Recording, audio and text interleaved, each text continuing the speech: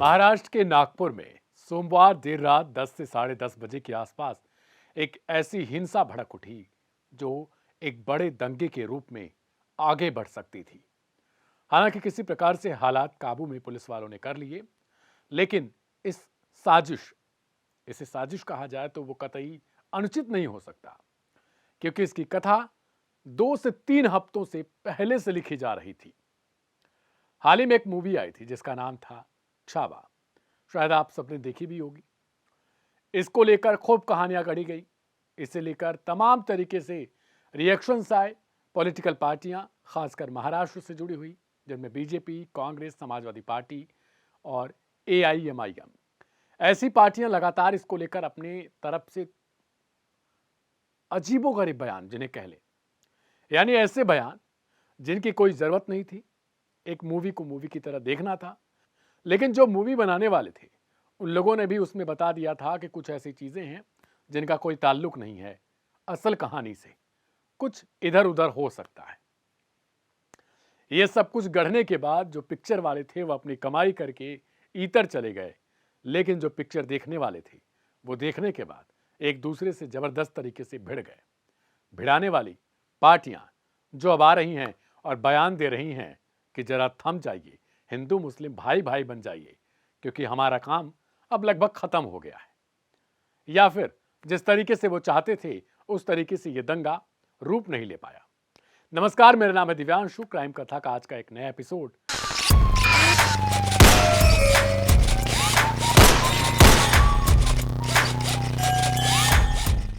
कल यानी बीते सोमवार को जो कुछ घटना हुई औरंगजेब की कब्र को लेकर, और उससे पहले आखिर क्या कुछ साजिश गढ़ी जा रही थी, आखिर किस तरीके से वहां पर वो दोनों तरफ की भीड़ पहुंची, क्या इनमें ये भीड़ अचानक से पहुंची या फिर इसे बुलाने के लिए पहले से ही प्लानिंग की गई थी। एक धार्मिक ग्रंथ को जलाने की अफवाह के कारण धीरे धीरे औरंगजेब की कब्र के आसपास के इलाकों में सैकड़ों लोगों की भीड़ इकट्ठा हो जाती है। एक भीड़ ऐसी होती है जो औरंगजेब की कब्र को हटाने के लिए धरना देती है, तो दूसरी भीड़ औरंगजेब की कब्र को बचाने के लिए इकट्ठा हो जाती है। अब हिंसा के CCTV फुटेज भी सामने आई हैं, जिसमें हमले का भयावह मंजर भी देखा जा सकता है। वीडियो में दिखा कि सड़कों पर तलवारें लहराई गई, गाड़ियों को तोड़ा गया। विपक्ष इस हिंसा को लेकर फडणवीस सरकार को घेर रहा है, वहीं मुख्यमंत्री हिंसा को साजिश बता रहे हैं। हिंदू मुस्लिम को लेकर आप अक्सर नई नई कहानियां नए नए तौर तरीके से देखते होंगे, और यह दंगा यूपी, झारखंड, महाराष्ट्र, छत्तीसगढ़, राजस्थान, गुजरात, मतलब देश का ऐसा कोई कोना नहीं है जहां पर ना होता हो। आमतौर पर भारत में आए दिन अपने आप को, अपनी पार्टी को किसी धर्म का ठेकेदार बताकर ये राजनीतिक दल आपका भरपूर इस्तेमाल करते हैं। नागपुर में कई जगहों पर, खासकर औरंगजेब की कब्र वाली जगहों पर, इस तरीके से घटनाएं देखने को मिली, जहां हिंसक झड़प हुई, पत्थरबाजी हुई, पेट्रोल भर भर कर शीशियां में लोग लेकर पहुंचे थे, बोतलों में लेकर पहुंचे हुए थे, ताकि वो फेंक कर उससे आग लगा सके।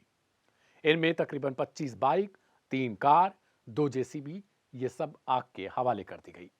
इसके अलावा करीब 24 से 25 पुलिसकर्मी जो महाराष्ट्र पुलिस के हैं वो घायल हो गए।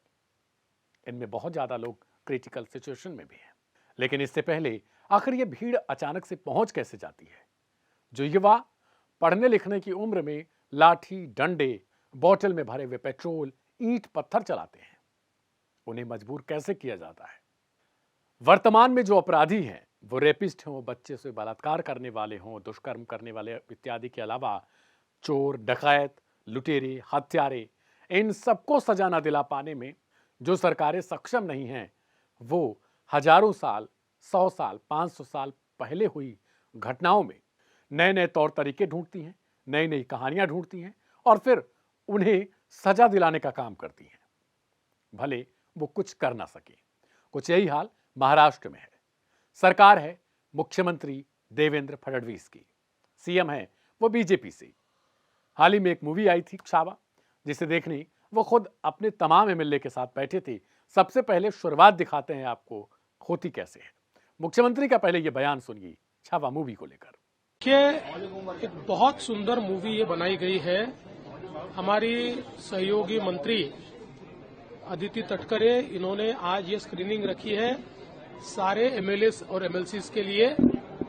और हम सब लोग जानते हैं कि छत्रपति संभाजी महाराज, जिनके बारे में कहा जाता था देश धर्म पर मिटने वाला शेर शिवा का छावा था, महापराक्रमी परम प्रतापी एक ही शंभू राजा था। इसमें मुख्यमंत्री देवेंद्र फडणवीस जबरदस्त तरीके से उस मूवी की प्रशंसा करते हैं, मेकर्स की प्रशंसा करते हैं और तारीफ करते हैं छत्रपति शिवाजी महाराज की। बिल्कुल की जानी चाहिए छत्रपति शिवाजी महाराज की प्रशंसा, क्योंकि उन्होंने ऐसा कारनामा किया है, ऐसा काम किया है जो तारीफ के काबिल है। लेकिन अब आपको आगे इसी छावा मूवी को लेकर, इस हिंसा के बाद मुख्यमंत्री देवेंद्र फडणवीस इस घटना को लेकर जो विधानसभा है उसमें क्या कहते हैं, आपको एक तरफ हमारे ठीक बगल में एक एएनआई की तरफ से दी गई जानकारी दिख रही होगी। इसमें मुख्यमंत्री कहते हैं कि छावा मूवी ने लोगों को उग्र कर दिया, लोगों में गुस्सा भर दिया। अब पहले वाले मुख्यमंत्री के बयान को सही समझा जाए या फिर हिंसा के बाद वाले बयान को सही समझा जाए। सरकार में रहते हुए देवेंद्र फडणवीस खुद महाराष्ट्र के सबसे बड़े पद पर बैठे हैं, लेकिन उन्होंने पहले इस मूवी की प्रशंसा की, अपने एमएलए तमाम विधायकों को भी दिखाया, अपनी पूरी कैबिनेट को दिखाया इस मूवी को, और उसके बाद इसकी तारीफों के पुल बांधते हैं।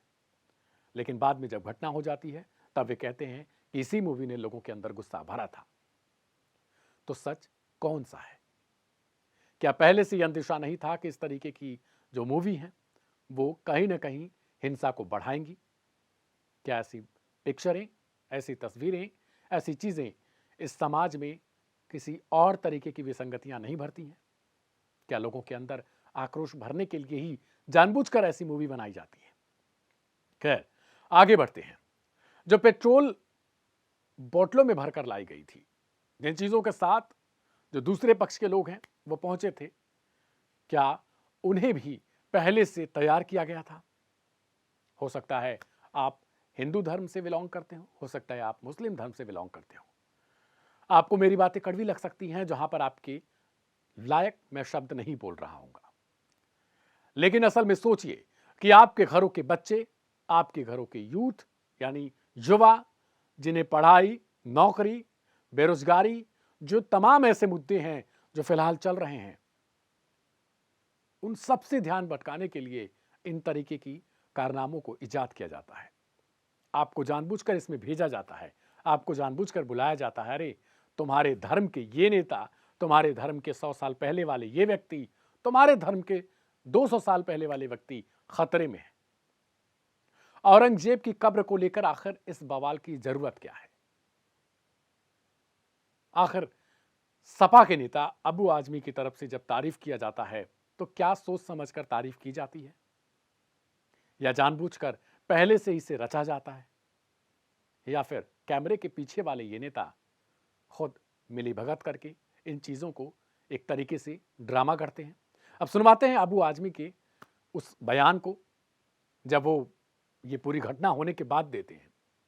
अबू आजमी पहले तारीफ किए थे और उसके बाद अब देखिए इनका यूटर्न। मुझे बहुत अफसोस है, दुखी हूं मैं कि आज वो नागपुर जहां कभी भी सांप्रदायिक दंगे नहीं हुए, सब भाई भाई की तरह से रहते थे, उस नागपुर में इतना बड़ा फसाद हो गया, कितने लोगों को चोट आ गई। बस मैं एक ही बात कह सकता हूं कि हमारा देश गंगा जमुनी तहजीब का देश है, किसी के भड़काने पे मत आइए। रमजान का महीना है, मैं तमाम लोगों से कहना चाहता हूं, तमाम हिंदू मुस्लिम भाइयों से, कि हमें शांति बनाना है, देश को आगे बढ़ाना है, तो आपस में लड़ाई नहीं होना चाहिए। मैं निवेदन करना चाहता हूं कि सब लोग शांति बना कर रखिए और आपसी भाईचारगी को बढ़ाइए। कानून हाथ में मत दीजिए, कानून अपना काम करेगा। इतना बड़ा वाकया हो गया, इतने लोगों को चोट लगी, अब कानून तो अपना काम करेगा, लेकिन इंसाफ होना चाहिए। अबू आजमी अब लोगों से सौहार्द बनाने के लिए अपील कर रहे हैं। काश ये सौहार्द उसी दिन इन्होंने मना लिया होता जिस दिन ये औरंगजेब को लेकर तारीफों के पुल बांध रहे थे, उन पर बयान दे रहे थे उस घटना को लेकर, और तमाम तरीके से ये ऐसी कोशिशें कर रहे थे जिनसे क्या इन्हें ये नहीं पता था कि अब बीजेपी आएगी और उस बात को अपोज करेगी और वो फिर अपने तरीके से इस मामले को गढ़ेगी। और हुआ भी कुछ ऐसा ही। ये यूपी तक मामला पहुंच गया। यूपी विधानसभा में भी इस बात पर चर्चा हुई थी। इस बात को लेकर फिर बवाल होने लगा और अब धीरे धीरे जो लोगों के अंदर नफरत भरी जा रही थी उसका असली एग्जाम टेस्ट जो होता है वो हुआ सोमवार के दिन। सोमवार को हिंसा भड़क उठी, पुलिस वालों के पसीने छूट गए कि आखिर किस तरीके से इसे संभाला जाए। यानी जो हम कॉन्सेप्ट आपको बता रहे हैं उसको समझने की कोशिश करिएगा कि जो मुद्दे हैं वो मुद्दे गायब हैं, जो अपराधी हैं उन्हें सजा नहीं मिल पा रही, ये सरकारें विफल हो जा रही हैं। किसी को केवल निबंध लिखकर छोड़ दिया जाता है तो किसी को यह कहकर छोड़ दिया जाता है कि वो पॉलिटिकल पार्टी से संबंधित व्यक्ति है। एक आम इंसान जब कोई कमेंट करता है तो उस पर एक्शन हो जाता है, लेकिन एक नेता किसी भी पार्टी का हो, अगर वो कोई कमेंट करता है, वो भड़काने की कोशिश करता है तो उस पर कोई कार्रवाई नहीं होती।